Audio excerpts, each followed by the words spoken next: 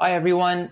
Jason here, and welcome to another episode of the ScalingFreedom.ai show, where we cut through the AI hype to bring you true insights on what people are actually doing with AI. So today, we're super excited to welcome Gregory Lewandowski. He is the author of a new book called Aspect, Practical Prompting for Real People. So we're very excited to dig into that book, championing a human-centric approach to AI. His core beliefs guides how business should integrate AI by prioritizing culture and communication. Greg has a long corporate track record from Cisco, Citrix to Able and Primer.ai, and he's consistently focused on bridging tech with human needs. Greg, welcome to the show. Thank you. I appreciate it. I'm glad to be here. Yeah. So this is a question we usually kick off with. I'm curious, what was your first AI wow moment? So first off, good question. And you're making me think here quite a bit. I have to say that much like a lot of other things in life, there wasn't any particular wow moment. It's a series of incremental activities that really kind of have led me down this path. Things like being able to turn on my lights or sprinkler system or my vacuum with my voice, getting notified when somebody's at my front door and being able to interact with them from anywhere, using large language models to improve my writing and to improve my knowledge and education, even making myself look better in pictures and video. We'll see how that works out here. But maybe I would say what really did it for me is the fact that all the ideas that are rattling around in my head can now come to life faster and cheaper and in the exact way that I've envisioned them. And that simply wasn't possible before. Is there a, let me dig in a little bit there. You brought up a few examples. Was there one that it stopped you in your tracks and you're like, wow, I should really pay attention to this. Like, this is different than other technology waves I've experienced in the past. So why don't I pivot that question a little bit over to how the company I started called Glue is using AI and some of those moments that really made a difference there, right? So first off, I don't code at all. I don't write a single line of code. I have no desire to write a single line of code. But I was able to use Lovable to vibe code, create, and deploy my own website. And I'm pretty proud of it. I think it looks pretty darn good. So that enabled me to be a better version of myself. Other things, I use workflow tools like Zapier and N8N to begin to automate some of the activities that would take time from me in the past. I can automatically transcribe and send those transcripts from whatever tool I'm using, typically Fathom, directly to Notion, which acts like my second brain. I'm able to take phone calls and meeting transcripts and have this workflow evaluate them to see, are there any action items for me coming out of that? And to send that to Todoist, which is my to-do application. I use N8N to automate first drafts of LinkedIn posts, newsletters, and long form articles. I've even used it to create a Glue product that does a full outside-in analysis of a company, and it results in a SWOT analysis, a Pechtel analysis, top competitor benchmarking, regulatory environment, customer and social listening, industry maturity, etc. And this is something that, if you were to go to a typical consulting firm, is between a $300,000 and a $1.5 million engagement for a moderate level, moderate depth set of these products. I've used AI to transcribe the meetings again, used a large language model to summarize the most important points and to create an outline for me, and use that as an input for slides. And 90 seconds later, I've got a beautiful deck. And I've also used some of the AI super agents like Manus and GenSpark to clearly define my ICP, or ideal customer profile, as well as all of the requirements that I have for it, whether it is business age, ownership, revenue amount, blah, blah, blah, blah, blah. And it delivers to me leads and prospective clients associated with it, and then delivers them directly to a spreadsheet. So these are things that frankly would have taken me easily 50 times longer to do. Yeah. And these were some of my big wow moments. You brought up so many practical examples, Greg, because I think most people's notion of AI is stuck in this chat interface, this empty blinking cursor on ChatGPT or Claude, for instance. What advice would you give to people like to explore other domains outside of chat, or even just open up their mind to what's possible? Because I think when I talk to other founders or business owners, the first thing that comes to mind is like, yeah, AI is cool, right? But like, how do I actually have it apply value or impact to my life or to my business? You just rattled off 10 different really, really practical ideas, and not just ideas, but actually things that have benefited you and saved you a bunch of time and added a ton of impact and value. So, just kind of on the simple side, right? Helping your daughter or son with their homework, helping create flashcards for them so that they can learn better and faster, creating a learning plan for them on a specific subject. That's a dead simple one. Opening up your refrigerator and taking a picture and saying, what should I make for dinner? That's possible, but you couldn't do that just recently.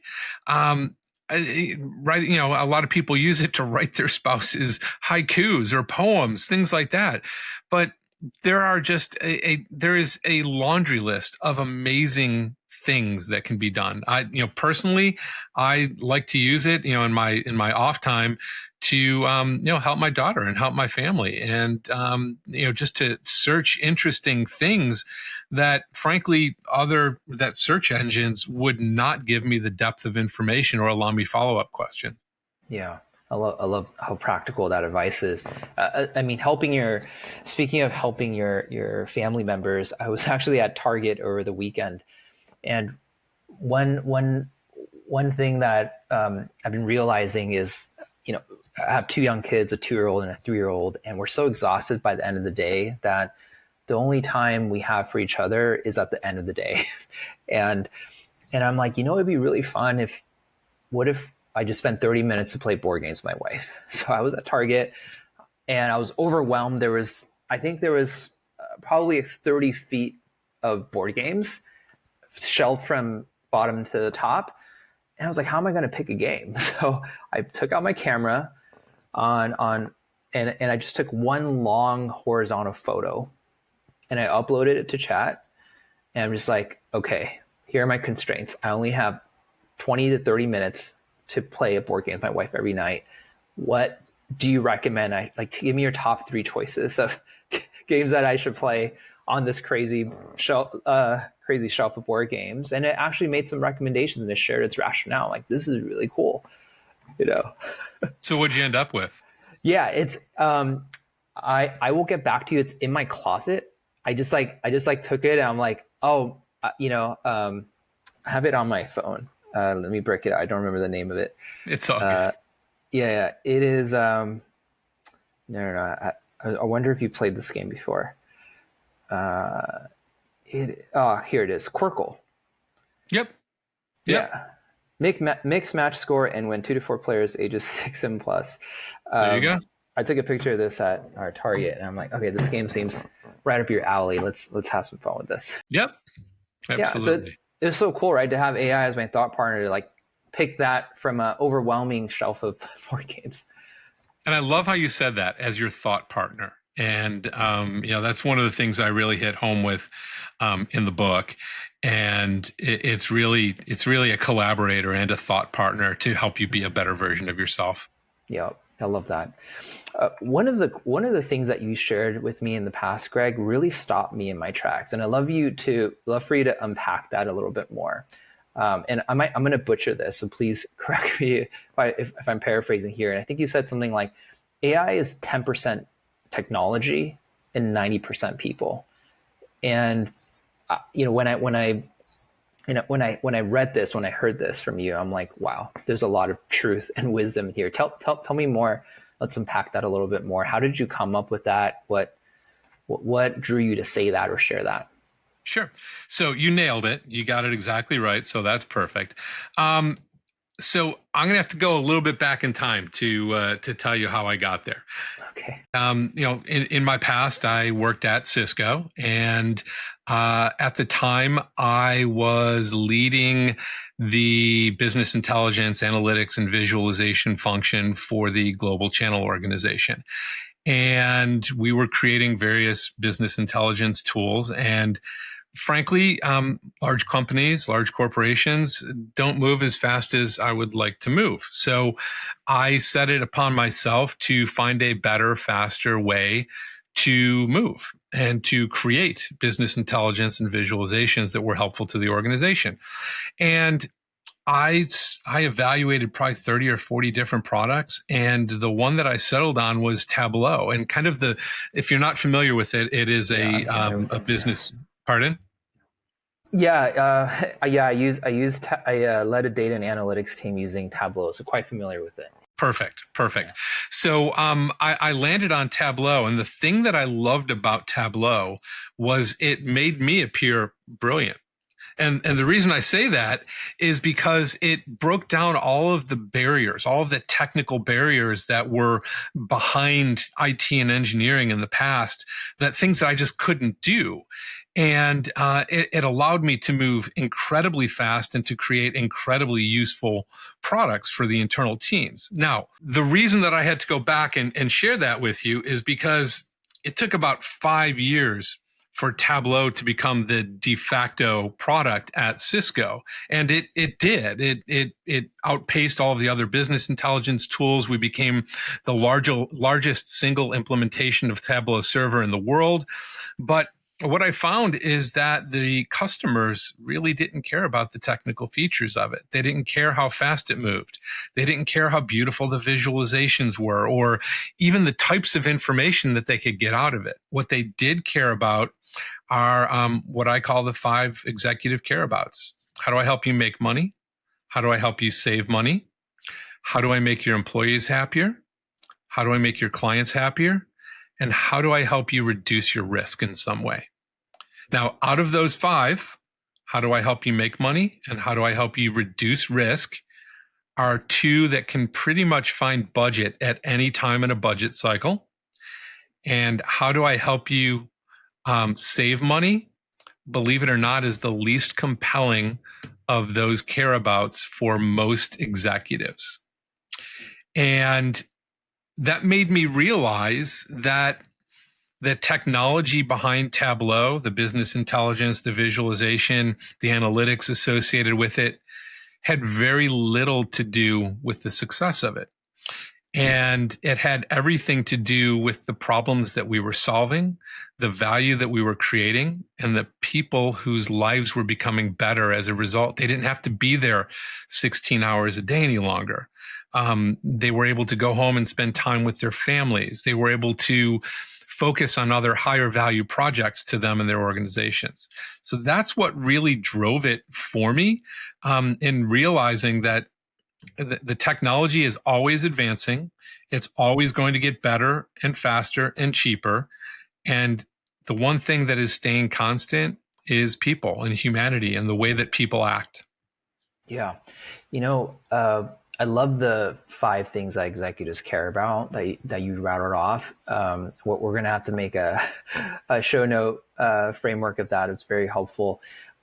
When you explain this, it makes so much sense. And I why is it that people have it backwards? I think with so much AI hype out there, it seems like it's almost inverted, right? It's like everyone's focused on the tech and not enough people are focused on the change management aspect of it until it's too late. And there's so many, stats out there, right? On like why AI projects are actually failing to get over the finish line. I have here, two stats, right? 74% of companies struggle to scale value from AI, according to BCG, and then 85% of AI projects fail due to misalignment and execution gaps, according to Bain Research.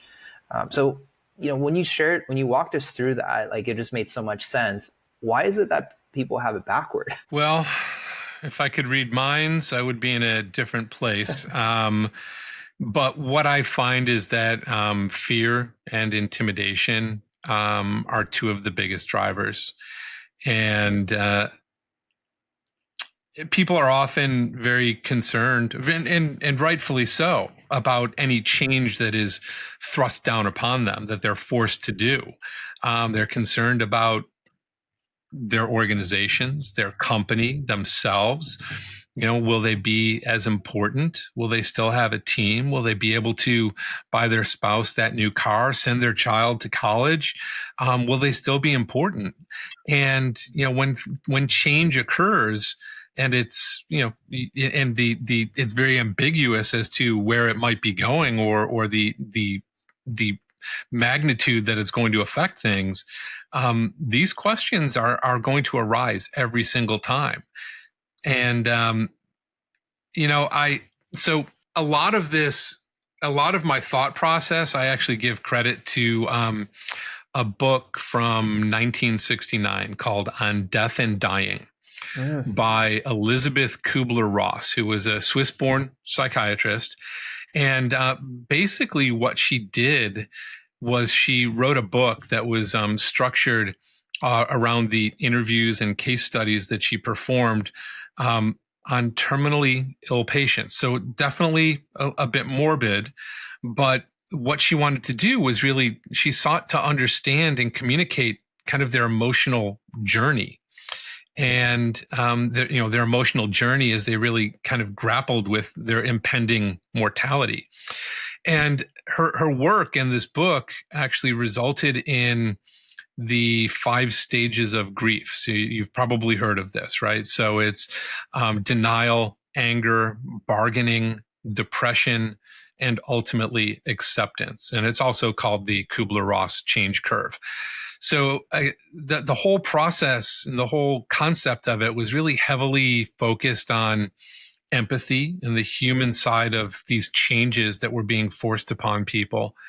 And it actually became a very large foundation for what we know as modern change management. Mm-hmm. So I apply the learnings from that book to AI.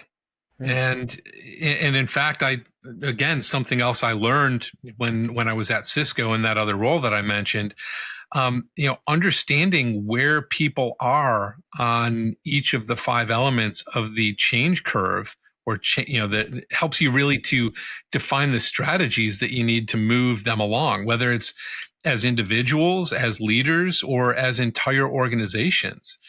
And it makes a tremendous difference in thinking about it that way, coming at it from the personal perspective. We are long past the days where the boss says do it this way and everybody just jumps and does it. Management doesn't work that way any longer. So we've really got to find a better way, and this is the way that I have found that makes the most sense. Yeah, that's fascinating that you're able to take a framework from the death and dying world into AI.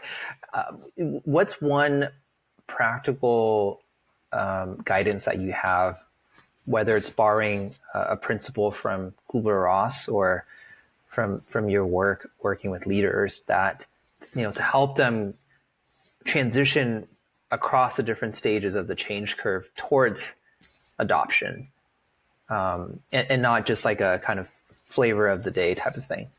Yep. So there's a couple. Number one, I would say over communicate. Be very transparent about what is going on, especially when it comes to AI. People are terrified that their jobs are no longer going to be necessary, either in the company or in the world. And over communicate, over communicate, over communicate what you are doing, why you are doing it, how their jobs will change, and how they can up level themselves, and how they can begin thinking about moving into higher value types of activities, rather than what they are currently doing. Um, the more we can communicate that information about what is happening and why, the more people will become comfortable with it. Yeah, that's fascinating, because we had a conversation last week with a change management expert, Lisa Carmichael, and she said something very similar. Like, if you think of two opposing worlds, one world is a leader that says, "Hey, here's our strategy for AI, and this is what we're going to do." And then option B is like, here's the state of what we believe, here's our vision of how we would like to integrate AI, our strategy, and here's where you fit in. And the here's where you fit in piece sometimes is missing. And I think what you said about over communicate, and tying that into how the people in the organization fit in, or how they can level up to fit in, I think is really, really key. Yep. Agreed. Greg, not everyone wakes up and decides to write a book, and you just wrote a book. And after seeing the behind the scenes journey from my dad, who also wrote a book, I know how difficult it is. What inspired you to write Aspect? Tell us more about the inspiration for the book and what you hope to achieve with the book. Sure. So first, let's just go ahead and we'll show it right here. Nice. Love it. Okay. So it is currently available on Amazon Kindle only, but it will be in paperback or large form paperback on Amazon shortly. So let's see. So what inspired me here? And I'll say that it started with the simple fact that AI is 10% technology and 90% people. Yet many, many, many AI practitioners want to mystify it. They want it to seem like this, like something that is unapproachable. And that's not true. So my goal was to make it as approachable as possible, and to remove the intimidation associated with the terminology and the high level of technical knowledge that some want to believe that is needed. The scientific papers and the plethora of new models that we see every day. It's overwhelming, actually. Yeah. Pardon? It's overwhelming.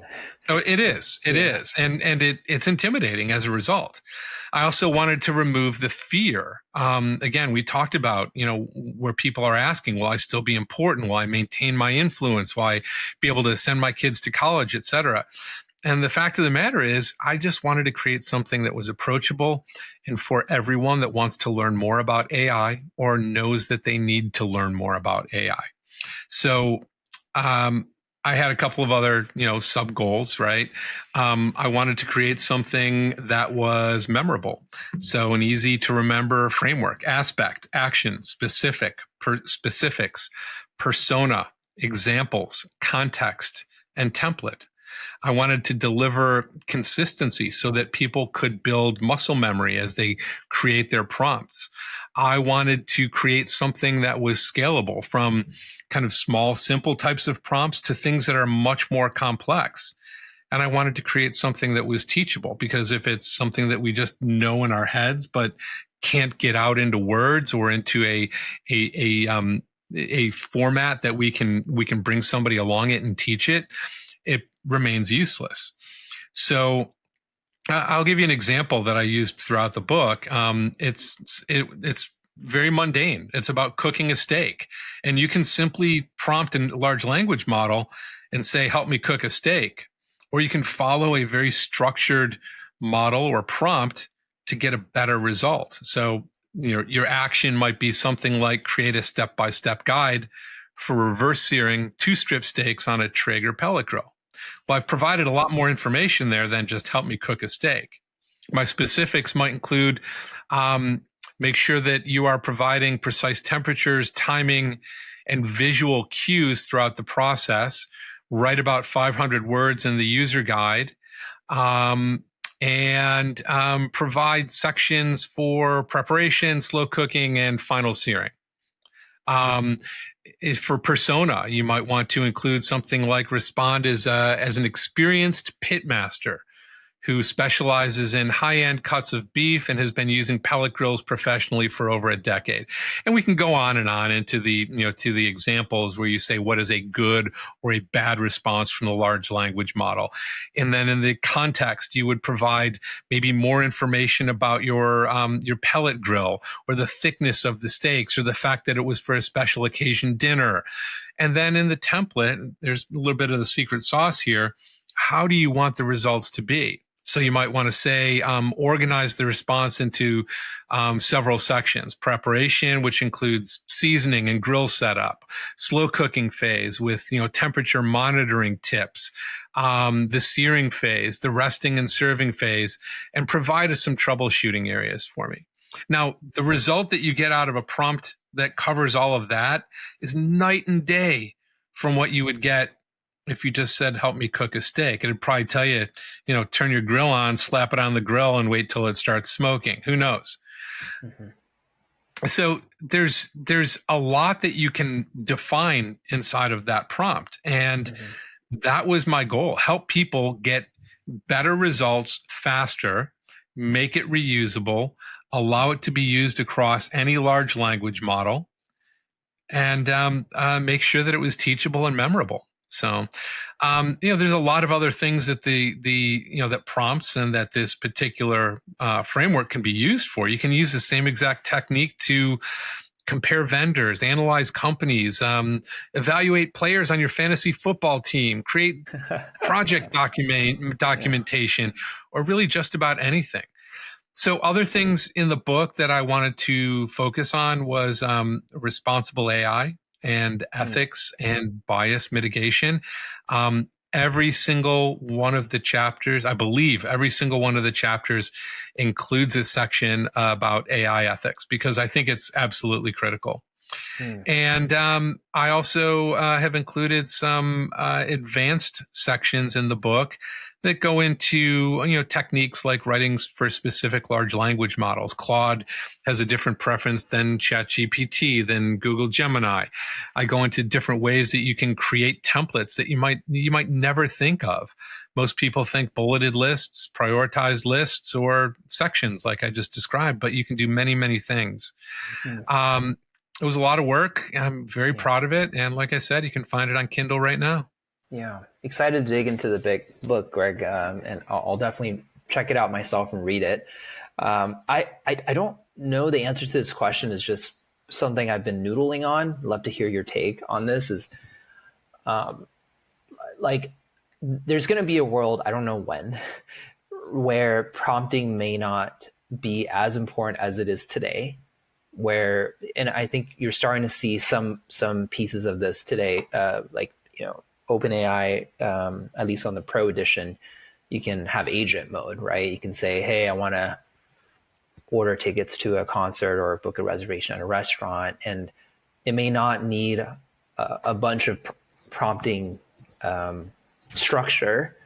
Like how do you see, I still think prompting structure is really important today. I'm just curious where you see this going. And just what are your thoughts on what I just shared? Sure. So even though you said you didn't need a lot of prompting structure, in the example that you provided, make me a reservation for where, on what day, which of my calendars should you check against? Who should I invite associated, to come with me? Do you need to have a special diet so that you're making sure you're not eating gluten, or that you're, eating in a different way?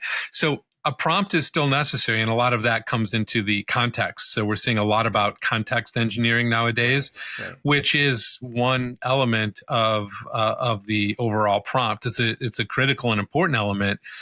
But there's kind of an art to that science as well. If you provide too much context or too detailed instructions, in your prompt, you're kind of going to end up with garbage anyways. You're going to really bias it to something that you probably already know the answer to if you're being too specific. So Yeah.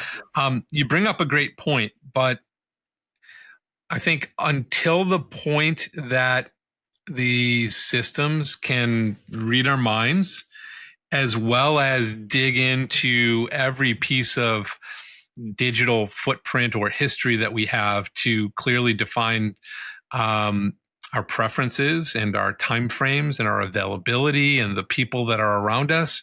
I still think that that is way out there. Again, the agent that ChatGPT or the agent mode that ChatGPT released, I've messed around with it a little bit, and it needs some work, but I can see where they're going. It's going to definitely save people time on some of these, tasks that they would have otherwise had to make a phone call about or go online about. Yeah. It's even though there's limitations, it's cool to see that. It's imagine a world when you're able to connect your life or your multiple databases or multiple rags or multiple second brains, and to have context across different domains of your life. Like I can see how that could be really powerful down the road. I think the key word you said is context.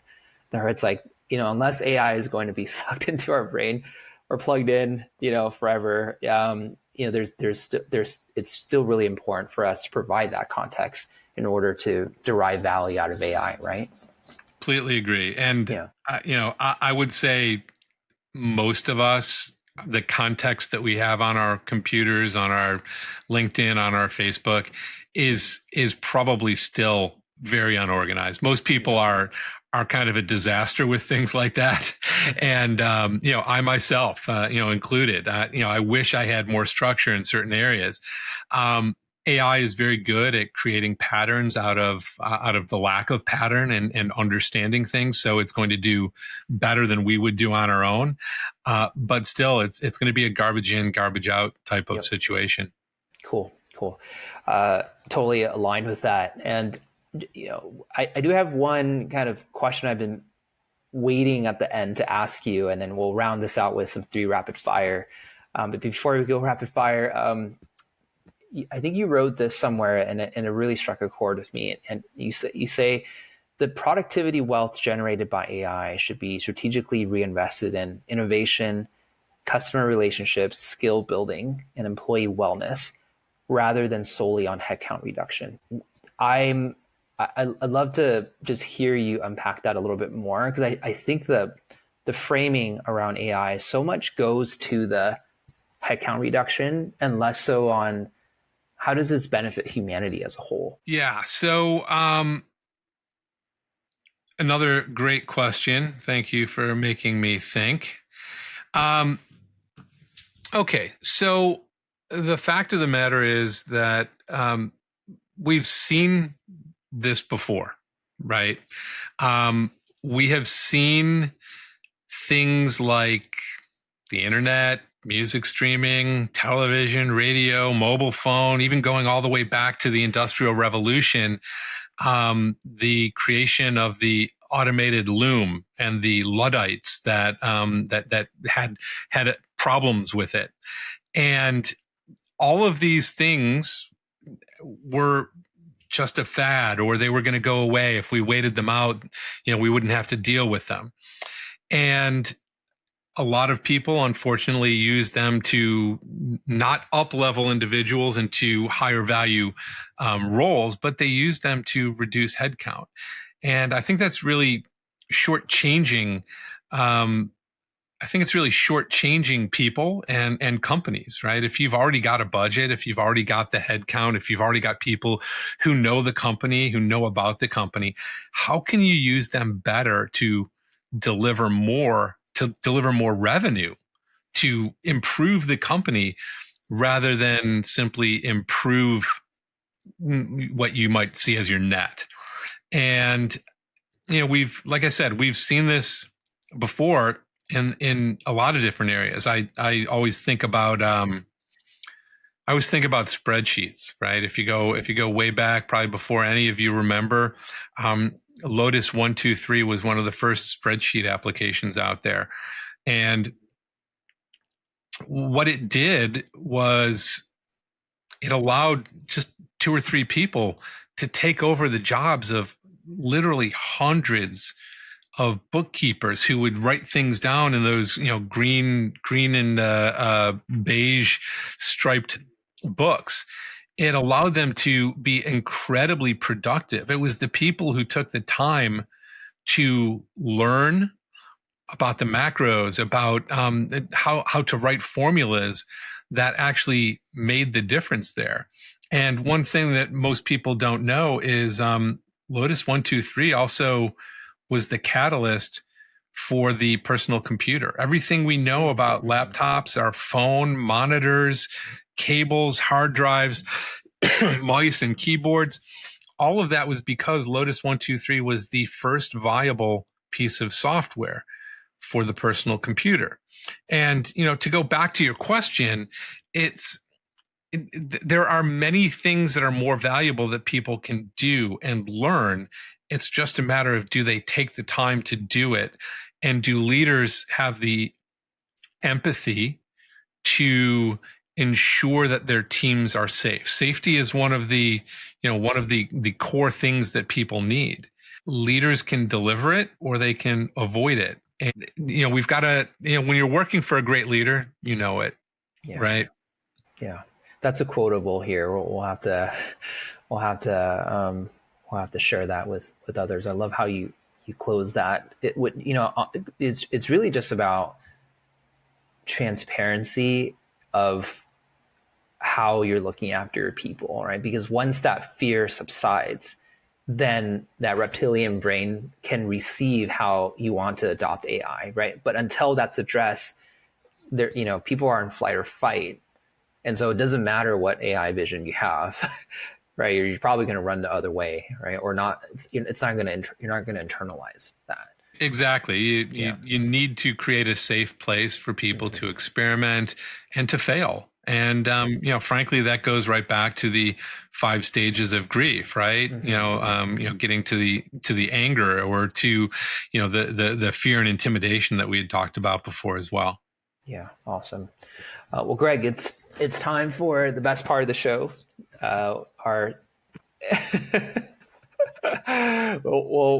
We ask our guests these 3 questions on every show. So, and one-word answers are okay. So, what's one AI tool or resource you can't live without right now? So you do not even want to know my AI tech stack and budget. I'm going to give you a couple here. Okay. Right. Obviously, Claude, ChatGPT, and Perplexity are 3 that I feel are necessary. N8N for the creation of workflows. I heavily use Granola and Fathom for meeting transcripts. Manus and GenSpark are 2 of these, what they call super agents out there that are doing some amazing things. I'll give you one example there. GenSpark allowed me to define, I may have already mentioned this, I don't think so, but it allowed me to define my ICP and provide very strict requirements for what I wanted. And it went out and did all the research for me, delivered 50 potential clients with all of the reasons that they could or should be a potential client, stack ranked them, and placed them right in the spreadsheet for me. Wow. I'm sorry, that blew me away. That blew me away. I never heard of GenSpark, so thanks for that. Yep, tip. No problem. And then here's one that I'm going to say a lot of people know about it, but I don't hear it talked about in the AI space too often. Gamma. If you are not familiar with Gamma, please learn about Gamma. It allows you to take an idea, a prompt, a web page, a Word document, a PDF, an outline, and create a full-blown, highly interactive presentation from it that will blow your clients away. I was working with a client recently. I was doing an example of the aspect framework for them. We ended up with the result. I took the entirety of that result, which was about a 20-page document. I put it into Gamma and said, I need 18 slides that give me the most important points from this. It created images associated with it, and it created what was damn near a perfect slide deck. It was amazing. It took 90 seconds. Yeah, we love Gamma here too. Yeah, that's a good tip. I love those tips. Your number one piece of advice for leaders who want to adopt AI in their business. Whatever amount you plan to spend on your AI development, your infrastructure, your tools, your consulting, you should plan to spend 3 to 5x of that amount on readiness, training, enablement, and change management. And the reason for that is the technology will constantly change, but your company culture is going to truly define your success. Okay.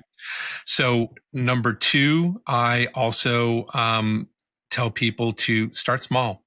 Choose projects that have a very high likelihood of success. Choose projects that remove a task that's repetitive or something that removes friction from your team. Your goal in the early stages is to build your corporate muscle memory and to ensure that it is incredibly useful, not just to you, but to many, many, many people, almost the entire company. And I'll call this 2A.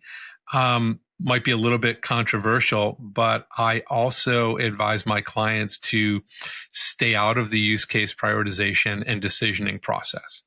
You even quoted it earlier, Jason.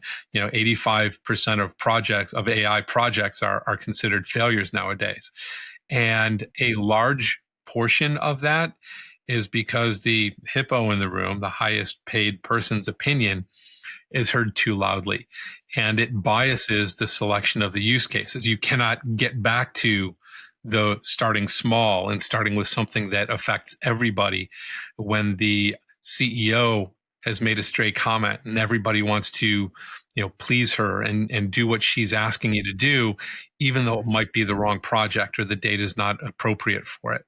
So I do suggest that people stay out of that process. Obviously provide some guidelines associated with it, but stay out of the direct process. And the third one, also very, very important, never, ever cross the AI ethics line. If you do it once, it becomes a lot easier to do it the next time. And this is a road that you do not want to be on. You do not want to read about yourself in the paper for the wrong reasons. Yeah, that's well said. Last question is, what does scaling freedom mean to you? So scaling implies change. And since we're talking about technology, we often talk about faster and cheaper. So I would say that it is related to a change in momentum or velocity. And as we apply this to ourselves and to companies and to organizations, it's really about helping to enable any of those functions to be agile in the direction that they choose to go and the choices that they make, and to be able to move faster than they have been able to move in the past, and ideally faster than those around them. We often hear that AI is a competitive differentiator, but I think we're past that. I now consider it a competitive necessity. Greg, well, I think that's a good place to wrap up here. This has been so much fun. I've learned so much from this conversation. I can't wait to share some of the show notes back to you. I think you had a lot of really good quotables that will resurface on your behalf. Thank you. So you guys can find Greg at glewservices.com. That's GLEW services.com. Be sure to check out his new book, Aspect, Practical Prompting for Real People, on Amazon. Greg, any last words or anything else that you'd like to share in closing? And thank you so much for sharing your wisdom with us too. I just wanted to say thank you for inviting me to be a part of this, for the professionalism associated with the recording and the broadcast, and I appreciate it. I appreciate that yourself and Kanda and Moses are interested in this very important topic nowadays.